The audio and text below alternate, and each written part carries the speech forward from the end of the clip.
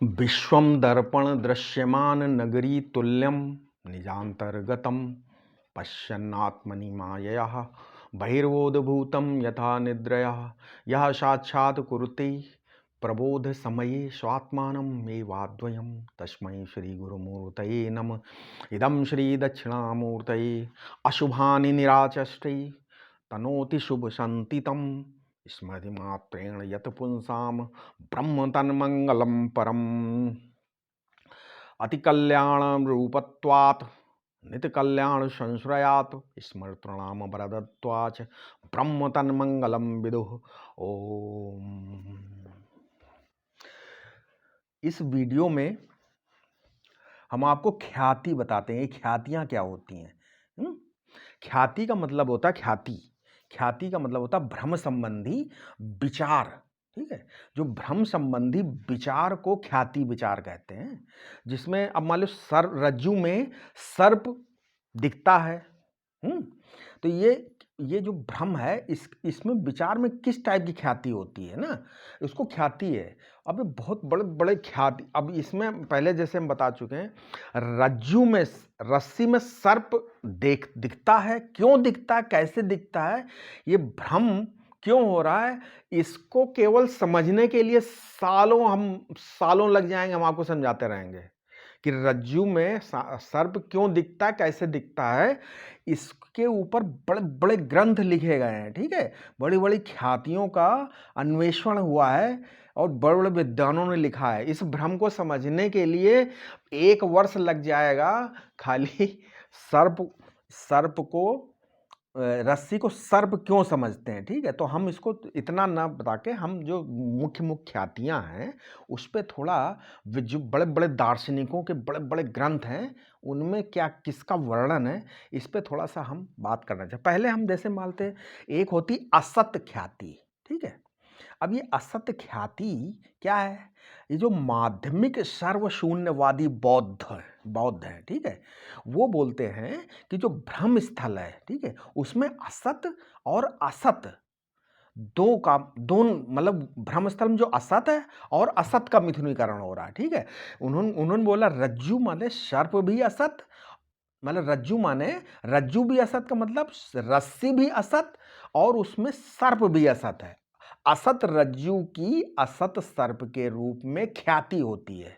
इस प्रकार असत आत्मा में असत प्रपंच की ख्याति होती है। ये बौद्धों का, कौन बौद्ध? जो शून्यवादी बौद्ध हैं वो लोग बोलते हैं। लेकिन अगर देखें तो ये अनुभव के विरुद्ध है, क्योंकि भ्रम कभी निर्दिष्टान कभी नहीं होता है। साथ ही भ्रम के अधिष्ठान का सत्य होना आवश्यक है। जिस किसी को रस्सी में दिखने वाले सर्प की भ्रांति टूटती है, उसको यही ज्ञान होता है कि सर्प मिथ्या था, रज्जु सत्य है। ऐसा ज्ञान किसी को नहीं होता कि रज्जु और सर्प दोनों मिथ्या थे। ठीक है, अब चलो दूसरी ख्याति ले, यही तो हो गई असत ख्याति। एक दूसरी ख्याति होती आत्म ख्याति। ये क्षणिक विज्ञानवादी योगाचार बौद्ध है। ठीक है, वो लोग क्या बोलते हैं कि आत्मा अर्थात बुद्धि क्षणिक विज्ञान रूप है। आत्मा को वो मानते ही नहीं, वो बोलते हैं बुद्धि, मतलब आत्मा की जगह बोलते हैं कि बुद्धि, जो आत्मा या उसको मान सकते हो बुद्धि क्षणिक विज्ञान रूप है, और वही बुद्धि एक क्षण में रज्जु बन जाती है, रस्सी, तो दूसरे क्षण में सर्प है। अज्ञान के कारण रज्जु बुद्धि में सर्प बुद्धि का आरोप होता है, वो बोलते हैं। अब मान लो, अब दाष्टान्तिक में क्षणिक आत्मा में क्षणिक प्रपंच का आरोप होता है, किंतु प्रपंच की या आत्मा की, लेकिन देखा जाए तो प्रपंच की आत्मा की क्षणिकता अनुभव के विरुद्ध है कि नहीं है। ठीक है, अब तीसरा है एक और ख्याति, अन्यथा ख्याति। इसमें न्याय दर्शन और वैशेषिक दर्शन के मतावलंबी जो हैं वो बोलते हैं कि भ्रम स्थल में अन्यथा ख्याति होती। कैसे? उनके अनुसार क्या होता है कि रज्जु भी सत्य है और सर्प भी पृथक सत्य है, किंतु नेत्र दोष से रज्जु में सर्प की भ्रांति होती है अथवा रज्जु की अन्यथा के रूप में ख्याति होती। इसी प्रकार अज्ञानवश सत्य आत्मा की सत्य प्रपंच के रूप में ख्याति होती है, उनका कहना है। अब चौथा एक और वो बोलते अख्याति। अख्याति क्या है? ये सांख्य दर्शन और पूर्व मीमांसा दर्शन का पक्ष है, ठीक है। उनके अनुसार न तो रज्जु मिथ्या है और न सर्प मिथ्या है, किंतु रज्जु में सर्प का ज्ञान मिथ्या है, ठीक है। उन्होंने बोला कि जो सदोष नेत्रों या अंधकार के कारण हमको ये ज्ञान होता है कि यह सर्प है, इसमें यह रज्जु आधार का सामान्य ज्ञान है, और सर्प है ये सादृश्यता मूलक पूर्वानुभूत सर्प की स्मृति ज्ञान है, ठीक है। दोनों ज्ञान सत्य, किंतु अविवेक से दोनों का अलगाव न होकर एक यह सर्प है, ये भ्रम ज्ञान होता है। अविवेक ही सर्प के रूप में ख्याति होती है। वो बोलते हैं अविवेक की ही सर्प के रूप में ख्याति, अतः अख्याति, ख्याति न बोल के बोलते हैं अख्याति बोलते हैं। लेकिन इसमें क्या दोष है? इसमें यह दोष है कि अंतःकरण में, आपके अंतःकरण में एक साथ दो ज्ञान नहीं रह सकते, कि रज्जु का प्रत्यक्ष सामान्य ज्ञान और सर्प का स्मृति ज्ञान दोनों नहीं हो सकते। स्मृति ज्ञान भी यहाँ बाधित हो जाता है, अतः दोनों ज्ञान सत्य हैं, ये पक्ष भी सत्य नहीं है, सही नहीं है। अब पांचवा आती अनिवर्चनीय ख्याति, ठीक है। ये वेदांत का सिद्धांत है। इसका वर्णन पहले हम कर चुके हैं कई बार।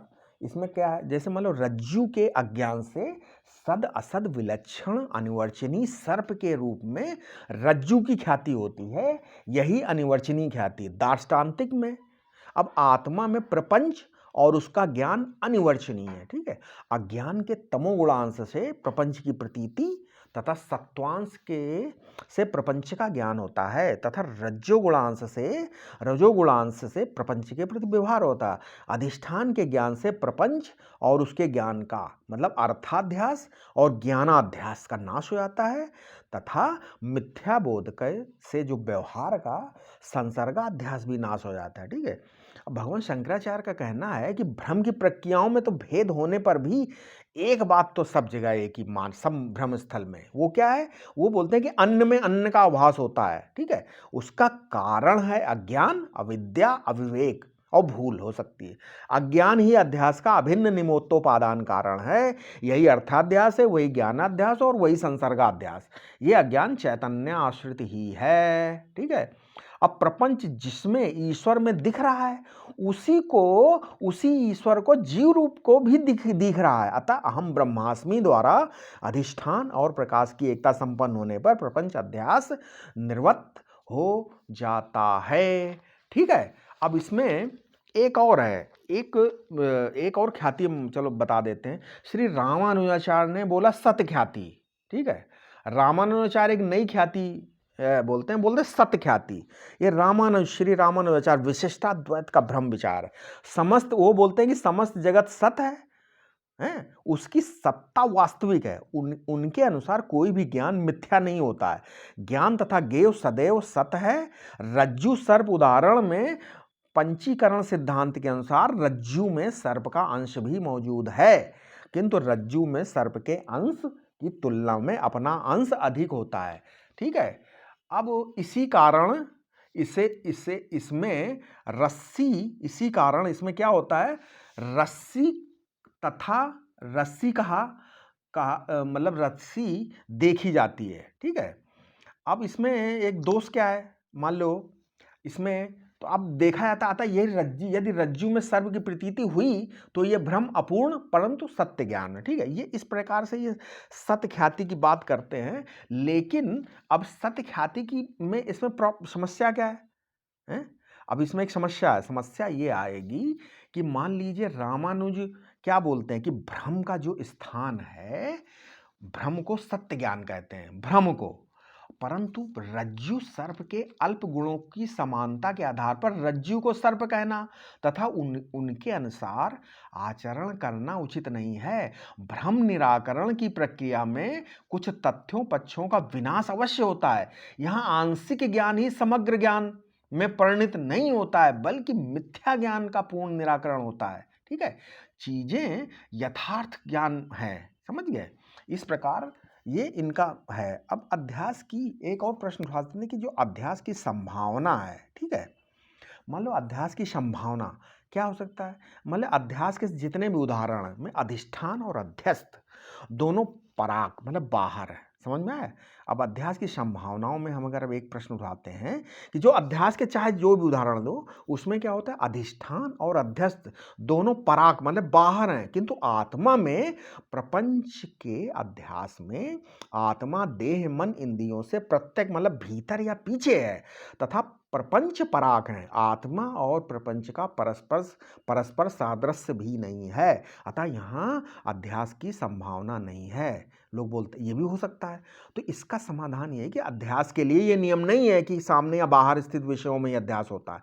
अविवेकी लोग अप्रत्यक्ष आकाश में भी तल मलिनता आदि का अध्यास करते हैं। वैसे जैसा उनके इन वाक्यों से बदलता, आकाश तंबू के आकार का है, लोग बोलते हैं ना, या बोलते हैं आकाश स्वच्छ है, मलिन है। फिर यदि आग्रह हो तो बोलते हैं अधिष्ठान और अध्यस्त दोनों ही विषय होने चाहिए। तो हम कहते हैं कि प्रत्यगात्मा भी नितांत अविषय नहीं है, क्योंकि वो अस्मत् प्रतीति अहम प्रत्यय का विषय भी है। अहम वृत्ति के विषय के रूप में अहमर्थ सबको अप्रोच्य भी है और प्रसिद्ध, इसलिए ये प्रसिद्ध अंश में अध्यास संभव है। अब ये अहमर्थ कभी भासता है, कभी नहीं भासता।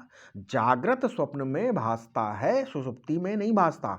मूर्छा समाधि में नहीं भासता। जब नहीं भासता तो दुख भी नहीं भासता। इससे प्रकट होता है कि यह अहमर्थ ही सर्व दुखों के मूल में है और अहम और इदम का मिला जुला स्वरूप यह वाला मैं, यही तो अहमर्थ है। सब दुखों के मूल में मैं का यही आध्यासिक रूप अहमर्थ है। ठीक, अहमर्थ का मतलब जो मैं का आध्यासिक रूप है उसको अहमर्थ कहते हैं। यही मूल अध्यास है जो उत्तरोत्तर अध्यासों का बीज है। निसर्ग से प्राप्त होने पर भी ये परमार्थ सत्य नहीं है, क्योंकि यह के अधिष्ठान ब्रह्म और यह के प्रकाशक आत्मा के एकत्व ज्ञान से ये निर्वृत्त हो जाता है।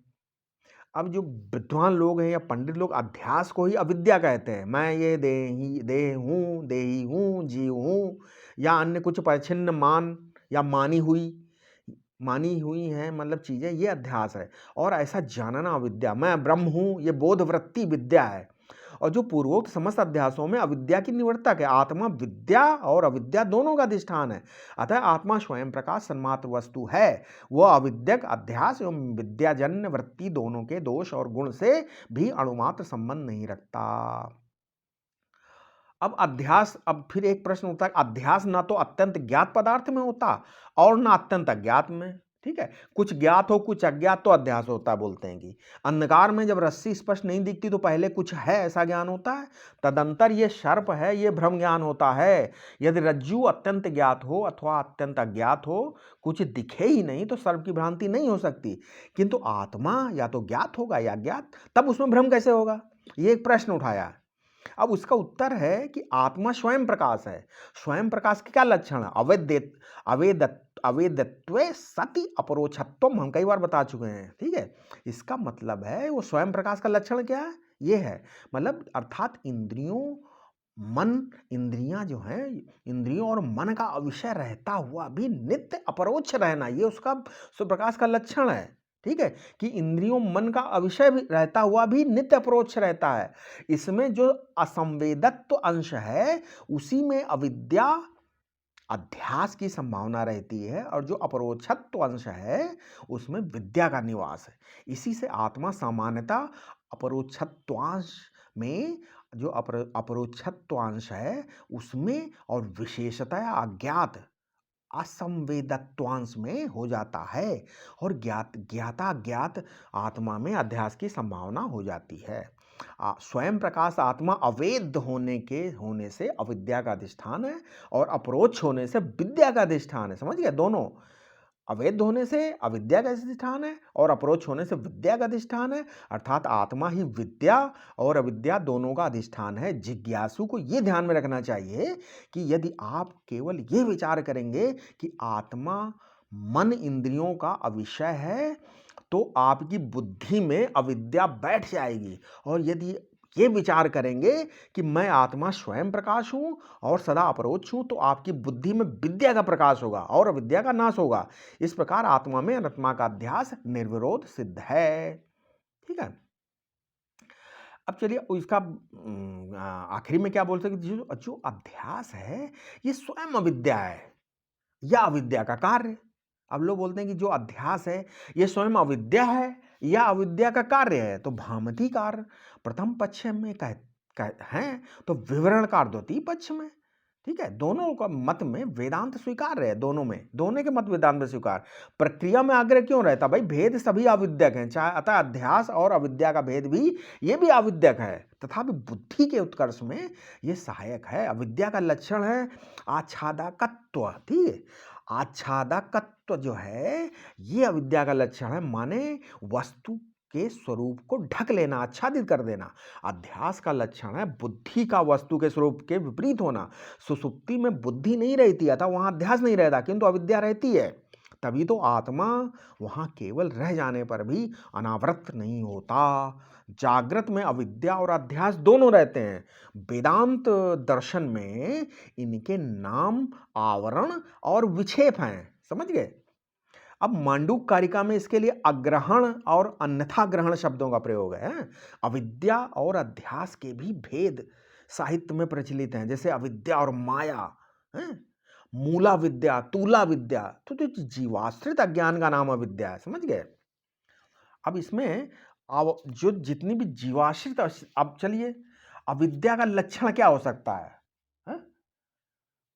इसमें अब मांडू कारिका में जैसे हमने बताया अविद्या क्या है अविद्या, चलिए थोड़ा बताते हैं।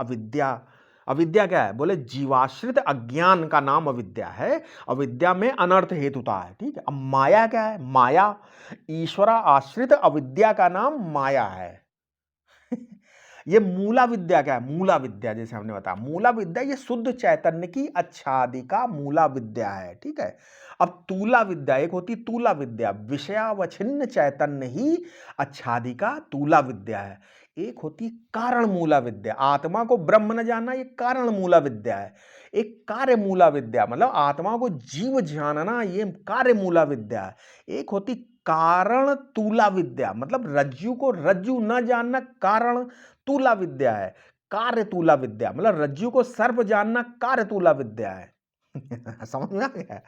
अब अध्यास के जैसे हमने तमाम भेद बताया हमने, अर्थाध्यास, ज्ञानाध्यास और संसर्गाध्यास, इसकी चर्चा मैंने कर चुका हूं मैं।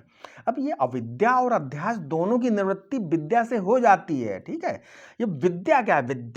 विद्या मतलब होता है, ये हमने इसलिए बताया मूला विद्या की, अगर आप सुने कभी ये क्या होती, तो इनके बारे में हमने थोड़ा थोड़ा आपको बताया कि मूला विद्या क्या, तूला विद्या, जिससे आप जाने इसको, ठीक है। ये अब विद्या क्या है? विद्या का मतलब होता है वस्तु के स्वरूप का अवधारण विद्या है, मतलब आत्मा के संबंध में आत्मा का स्वरूप और उसकी अवधारणा, मतलब निश्चय, मतलब वस्तु के स्वरूप का निश्चय, अवधारण, ये विद्या होती है, ठीक है। अब ये आत्मा के संबंध में आत्मा का स्वरूप और उसकी अवधारणा निश्चय एक साथ होती है, क्योंकि आत्मा ज्ञान स्वरूप है। मैं ही हूं स्वयं प्रकाश चेतन, और मैं ही हूं स्वयं प्रकाश चेतन, और मैं ही हूं इसका ज्ञान। इस वेदांत बोध का नाम विद्या है, ठीक है। विद्या से अविद्या निवृत्ति होती है, और निवृत्ति अविद्या के अधिष्ठान ब्रह्म से पृथक नहीं होती, समझ गए? अब इसमें अविद्या की निवृत्ति कोई अवस्था नहीं है। जैसे घड़े का फूटना मृतिका से भिन्न नहीं होता, वैसे ही अज्ञान निवृत्ति भी ज्ञान स्वरूप ब्रह्म से पृथक नहीं होती। हाँ, उन्होंने जैसे श्री सुरेश्वराचार्य बोला है क्या, निवृत्तिरात्मा मोहस्य ज्ञानत्वेनोपलक्षिता। अध्यास ना आत्मा में है ना अनात्मा में, वो बुद्धि में है, समझिए इस बात को। अध्यास कहाँ है? ना आत्मा में ना अनात्मा में, वो बुद्धि में है, वो भी अविवेक जन्य है, अतः विवेक से वो निवृत्त हो जाता है। विद्या से केवल अविद्या की निवृत्ति होती है, व्यवहार का लोप नहीं होता, व्यवहार चलता रहता है, केवल बुद्धि में ही हेरफेर होता है। वस्तु में परिवर्तन करना ज्ञान का स्वभाव नहीं है, केवल वस्तु के अज्ञान का नाश ही ज्ञान से होता है। आत्मा और जगत का जैसा वास्तविक स्वरूप है उसका वैसा ही निश्चय करना, यही विद्या है, ठीक है। तो विचार करो भाई, क्या कि ये जो किसके ऊपर चढ़ा वो तुम नहीं हो भाई, विचार करो, जो चढ़ा और जिसके ऊपर चढ़ा अन्यस्मिन, किसी के ऊपर किसी का जो है वो नहीं है। अपने को मानते हो धरती वाला, धन वाला, देह वाला, इंद्रिय वाला, ये अपने ऊपर आपने चढ़ाया एक, देह वाला माना, धन वाला माना, इंद्रिय वाला, मन वाला। अब धरती, धन, देह, मन, ये सुख दुख बंधन से कैसे छुट्टी मिलेगी भाई? ये तो जो ज्ञान जो अपने आप अपने सबके भीतर अपनी गुदड़ी में लाल डालकर स्वयं गुदड़ी वाला बन गया है। कहीं की ईंट कहीं का रोड़ा लाके अब वाला को ही निकालना है। एक बार इसे पक्का करके समझ लो। एक बार यदि आपने अपनी आत्मा को ब्रह्म जान लिया जाए तो फिर देह रहने पर भी अविद्या नहीं लौटेगी, उल्टे बुद्धि हंसेगी। और क्योंकि जब तुम कहो कि मैं देह हूं तो बुद्धि तुरंत कहेगी अरे ये नकली है, बनावट है, बेवकूफ। बुद्धि सदैव सत्य का पक्षपात करती है। घड़ी को लेकर अगर आप मान लो घड़ी या इस मोबाइल को लेकर आप जब करो ये डायमंड है, हीरा है, हीरा है, हीरा है, किंतु घड़ी, मोबाइल ये हीरा नहीं हो सकती, डायमंड नहीं हो सकता, क्योंकि तुम्हारी बुद्धि उसको घड़ी के रूप में या मोबाइल के रूप में इसको देख रही है, सत्य जानती है। अध्यास के अनुरूप जो बुद्धि है वो मोहित है, मूर्छित है। और बुद्धि के प्रतिकूल अध्यास भी निर्बंधक ही है, क्योंकि उसका मिथ्या तो सुनिश्चित है। सत्य के जान लेने पर मिथ्या कर्तृत्व, मिथ्या कर्म, क्रिया कर्म, मिथ्या कर्म फल, मिथ्या भ्रोतत्व कोई भी अलग अलग अथवा एक साथ मिलकर भी बोधवान को नहीं बांध सकते, क्योंकि जो पदार्थ स्वरूप से निर्बंध है, निरुपद्रव है, वो अन्यथा प्रतीत होने पर भी अपने स्वभाव को नहीं छोड़ सकता, अर्थात अन्यथा प्रतीति काल में भी निर्बंध और निरुपद्रव बनाएगा। आत्मा स्वभाव से ही नित्य शुद्ध बुद्ध मुक्त है, अतः वो जीव और जगत के रूप में प्रतीत होने पर भी इनके गुण दोष से किंचित भी प्रभावित नहीं होता। रस्सी, अब देखिए, क्या रस्सी में मान लो सांप दिखाई देता है तो क्या रस्सी विषैली हो जाती है भाई? नहीं। क्या उसमें काटने की सामर्थ्य है किसी को डसने की रस्सी में? नहीं। जहां अध्यस्त मिथ्या होता है वहां अधिष्ठान ही मिथ्या रूप में प्रतीत होता है। अतः अध्यस्त के प्रातीतिक गुण दोष का अधिष्ठान के साथ अणुमात्र भी कोई संबंध नहीं होता है।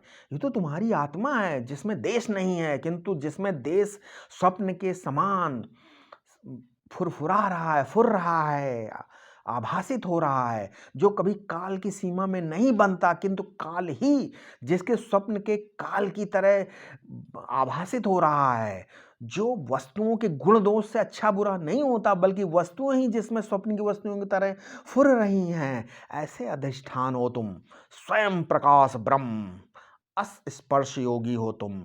ये अनहुई वस्तुएं हैं।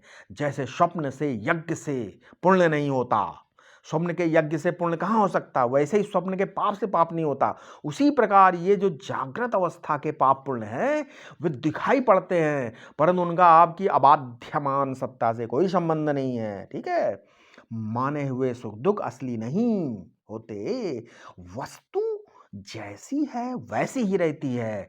तलवार मारने से आकाश कटता नहीं होता है, काट नहीं सकते आप उसको। आंख बंद कर लेने से प्रकाश नहीं मिटता। ऐसे ही बुद्धि जिसको सत्य जानती है वो किसी भी क्रिया कारक और फल से बाधित असत्य नहीं हो सकता। ठीक है, आप 4 घंटे भूल में रहो, सपने में रहो, 1 सेकंड में अगर आपको ज्ञान हो गया तो सपना भूल मिट जाता है। तुरंत मिट जाता है कि नहीं मिट जाता? मिट जाता है तुरंत। इसी प्रकार आप कभी भी अज्ञानी, चाहे हजारों साल से आप अज्ञानी रहो, 1 सेकंड ब्रह्मत्व का अनुभव कीजिए, 1 सेकंड, और हमारे हमेशा हमेशा के लिए मुक्त हो जाएंगे। क्योंकि लाख अध्यास होने पर भी सभी अध्यास आविद्यक हैं, उनका आपके ब्रह्म स्वरूप के साथ अणुमात्र भी संबंध नहीं होता। ठीक है, ये बड़ी विचित्र लीला है। और जो मालूम पड़ता है वो असली वस्तु नहीं है, जो असली वस्तु है वो मालूम पड़ती हुई भी नहीं मालूम पड़ती। समझ गए? शरीर का जन्म मरण, इंद्रियों का परिश्रम, प्राण की भूख प्यास, मन का संकल्प विकल्प, बुद्धि का निश्चय अनिश्चय, उसका यथार्थ अयथार्थ, ये सब प्रतीत होता है। इसलिए उसमें कुछ असलियत नहीं है। उनका सबका होना, भासना, प्रियत्व, सब अपना होना, भासना, प्रियत्व नहीं है। उल्टे तुम्हारी अपनी सच्चिदानंद रूपता ही औपाधिक रूप से उनकी अस्थि होना, भांति, भासना और प्रियता के रूप में भास रही है। निर्द्वंद रहो भाई, ये सब माया की प्रतीतियां तुम्हें छू नहीं सकती। तुम भूत होकर प्रपंच को में निविष्ट नहीं हो सकते और प्रपंच चुड़ैल होकर तुम्हें गल लग नहीं सकती। ये बिल्कुल पक्की बात है। यह अध्यस्त का दोष गुण अधिष्ठान में अधिष्ठान की नित्यता, ज्ञान रूपता और आनंद रूपता अध्यस्त में कभी व्याप्य नहीं सकती। इसलिए मस्त रहो, विचरण करो स्वच्छंद होकर। विवेक का यही फल है और इसी विवेक के न होने पर ये अध्यास अन्य अध्यास होता है, अर्थात आत्मा में अनात्मा का अध्यास, आत्मा में अनात्मा के धर्मों का अध्यास और अनात्मा में आत्मा के धर्मों का अध्यास। अविद्या से मनुष्य। एक बार श्री उड़िया बाबा जी से किसी ने प्रश्न किया, महाराज जीव और ईश्वर तो एक ही है ना? उड़िया बाबा बोले, कहाँ से सीख कर आए हो बेटा? वो बोला, सब वेदांती कहते हैं कि जीव और ईश्वर एक है। उड़िया बाबा जी बोले, श्री उड़िया बाबा महाराज बोले, क्या क्या बोले? नहीं, जीव और ईश्वर एक नहीं है। जीव उपासक है और ईश्वर उपास्य है। जीव भक्त है और ईश्वर भगवान है। तो वो बोला प्रश्नकर्ता, तब क्या वेदांती झूठ बोलते हैं? श्री उड़िया बाबा जी ने कहा, नहीं, वे झूठ नहीं बोलते, बिल्कुल सत्य बोलते हैं। कैसे? ये जो जलाकाश का साक्षी है और जो मेघाकाश का जो साक्षी है, जो जीवत्व का साक्षी है और जो ईश्वरत्व का भी साक्षी है, उस घटाकाश और महाकाश चिन्मात्र वस्तु में एकता है। ये बात वेदांती कहते हैं। जीव पद का मतलब जीव पद का जो वाच्यार्थ है और ईश्वर पद का जो वाच्यार्थ है, उनमें एकता नहीं है। समझ गए? जीव पद का जो लक्ष्यार्थ है कूटस्थ और ईश्वर पद का जो लक्ष्यार्थ है ब्रह्म, उनमें एकता है। समझ गए? मतलब उस कूटस्थ साक्षी और ब्रह्म में एकता होती है। मतलब कूटस्थ साक्षी हो गया आत्मा, जीव, और जो ब्रह्म में एकता होती। ये वेदांत सिद्धांत है। एकता होती नहीं, असल में है ही, घटाकाश और महाकाश एक हैं। इसी एकता को वेदांत बताता है। इसलिए आत्मा और ब्रह्म की एकता न धर्मशास्त्र है, न भक्ति शास्त्र, न योग शास्त्र। ये केवल तत्व है। बुद्धि तो हो तो समझ लो, श्रद्धा हो तो मान लो। समझ गए? चलो, यहाँ पे समय अभी एक चीज़ बता रहे हैं। एक बार हमने अपने गुरु जी से पूछा था कि जो बहुत बड़े विद्वान हैं, थेसिस लिखते हैं, पीएचडी करते हैं संस्कृत में, है ना, उनको ब्रह्म ज्ञान क्यों नहीं होता? है ना, बहुत सारे विद्वान हैं, हमको तो बहुत लोग मिले, काफ़ी बड़े दिग्गज विद्वान, पीएचडी के। पुराने ज़माने में भी थे, अभी भी हैं कुछ लोग मिले। अभी क्या मतलब, बहुत बुजुर्ग लोग हैं, एक दो लोग जिनको हम जानते हैं कि दिग्गज विद्वान, उन्होंने वेद शास्त्रों को घोट के पी लिया, लेकिन ब्रह्म ज्ञान से वंचित हैं। उनकी बात करो तो उन्होंने बोला कि उन्होंने बहुत बढ़िया बात बताई। हम आपको प्रसंगानुसार बता रहे हैं कि बहुत दिग्गज विद्वान लोग लाइब्रेरी में बैठे थीसिस लिखते हैं ना। इसमें एक रहस्य है। ये रहस्य ये है कि जो अलग से जीव, आप बैठे, अब अलग से जीव, अलग से जगत, अलग से ईश्वर, अलग से ब्रह्म के बारे में आप तटस्थ, खुद आप तटस्थ हो। मतलब तटस्थ माने निष्पक्ष हो गए। आप अलग बैठ गए और अलग से आप सोच रहे हैं ये जीव है, ये ईश्वर है, ये जगत है, ये ब्रह्म है। इस तरीके विचार करते हो कि ये जगत है, ये जीव। तो इसमें उनमें ये भेद है और ये विशेषताएं। जीव ऐसा है, ईश्वर ऐसा है, ब्रह्म ऐसा है, जगत ऐसा। ऐसे जो बुद्धिमान लोगों को ये वेदांत समझ में नहीं आएगा। क्यों नहीं आएगा? आपको उसमें कहाँ पे आपको अपने आप को उनमें डालना पड़ेगा। तुम अपने को किस में देख रहे हो? आप इसमें कहीं डालो। जीव, जगत, ईश्वर, ब्रह्म के अंदर डालो। जगत में, जीव में, ईश्वर में कि ब्रह्म में? कहाँ? तुम कौन हो भाई? कहाँ डाल रहे हो अपने को? अपने को यदि अलग रहोगे, आप तटस्थ रह के ब्रह्म का विचार करोगे तो सब दृश्य हो गया ना आपके लिए। देखिए कितनी रहस्य बात। ये सारी चीजें दृश्य, ब्रह्म भी दृश्य हो गया ना, क्योंकि आप तटस्थ होके जीव, ब्रह्म, जगत, ईश्वर और ब्रह्म, इनके बारे में आप सोच रहे हो तो ब्रह्म अलग हो गए। मतलब आप ये दृश्य हो गए सारी चीजें। इसलिए जो साधक या जिज्ञासु अपने स्वरूप का ज्ञान प्राप्त करना चाहता है, उसको ही वेदांत का ज्ञान होता है। जो तटस्थ रूप से कि मतलब ये हम ये खरीद रहे हैं, मान लो कोई चीज है, मैं गया, मैं कोई अपना सूट का कपड़ा खरीद रहा हूं मैं। अब वो कुछ भी खरीदो तुम, आप उससे अलग रहोगे ना। आप कपड़ा आपने खरीद लिया, कपड़ा कुछ भी हो, घड़ी खरीद ली, मोबाइल खरीद, आप मोबाइल थोड़ी हो, अलग हो गए ना आप उनसे। तो तुम ब्रह्म, तो चाहे तुम ब्रह्म को सगुण निश्चय करो। अब मान लो ठीक है, तुमने थीसिस लिखी, तुमने ब्रह्म को सगुण निश्चय कर लिया, चलिए अच्छा ठीक है, किसी ने निर्गुण मान लिया। जीव को चाहे कर्ता भोक्ता मानो, चाहे दृष्टा मानो, चाहे जगत को झूठा मानो, सच्चा मानो, आत्मज्ञान नहीं होगा भाई आपको। ये ज्ञान तटस्थ व्यक्ति के लिए नहीं है, ठीक है। समझ में आ गया कि समझ आया? इसलिए इसको आपको स्वयं विचार करना होगा। थीसिस के लिए अच्छा है, पीएचडी करने के लिए बहुत अच्छा है, लेकिन अपने आप को आपको इसमें डालना पड़ेगा, तभी प्रैक्टिकल ज्ञान होगा। ये मैंने रहस्य की बात बताई, ठीक है। अब चलिए आगे हम अगले वीडियो में और वेदांत चर्चा करेंगे। ओम शांति।